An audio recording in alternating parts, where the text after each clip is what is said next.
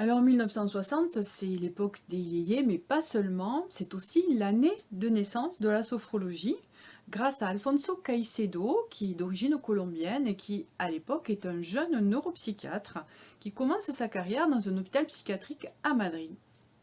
Et rapidement, il s'interroge sur les méthodes en vigueur à l'époque, comme les comas insuliniques, les électrochocs, et il se demande s'il serait possible de proposer à ses patients des méthodes plus douces.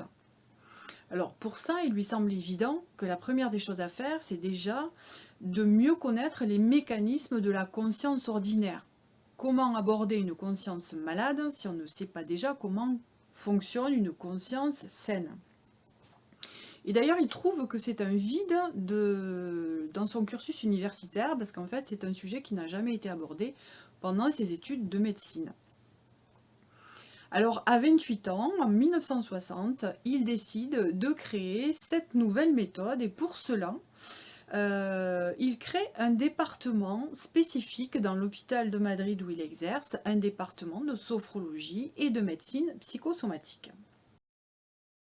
Alors, durant ses études de psychiatrie, il a eu l'occasion d'apprendre l'étymologie grecque du mot schizophrénie qui parle de rupture et de déséquilibre de l'esprit.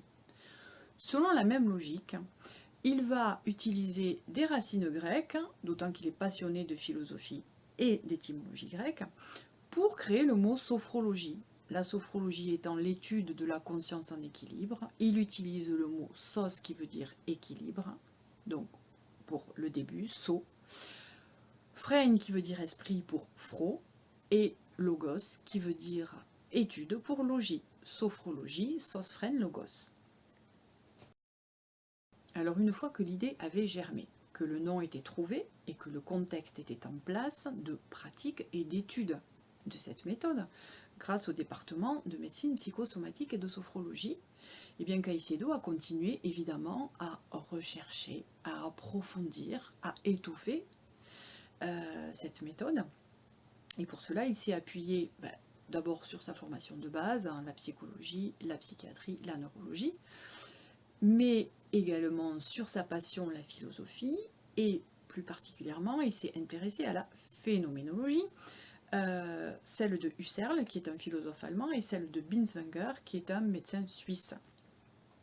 Mais ces aspects-là lui ont permis de mieux connaître la conscience pure, ce qui ne lui suffisait pas, puisque lui, il cherchait un outil méthodologique et thérapeutique. Donc il s'est intéressé à la relaxation, mais pas seulement, il s'est aussi tourné vers l'Orient, puisqu'il y a des connaissances très riches autour de la conscience en Orient. Donc il est carrément parti en voyage pendant 2 ans, à la rencontre des maîtres yogis en Inde, donc il a appris le yoga, il a appris le zen au Japon, il a appris le bouddhisme au Tibet et il a non seulement recueilli des connaissances, mais aussi il a pratiqué, donc il a intégré ces connaissances. Et quand il est rentré en France, il n'a eu de cesse que d'adapter toute cette richesse, tout ce qu'il avait récolté comme information, comme vécu, comme connaissance, à la société occidentale pour être au plus près de ses besoins. Si tu veux en savoir plus sur l'histoire de la sophrologie, tu vas trouver un lien en dessous de la vidéo. Si tu as envie d'en savoir plus sur la sophrologie en général, en dehors de son histoire, tu peux continuer à me suivre en t'abonnant à l'un de mes réseaux sociaux, celui de ton choix bien sûr.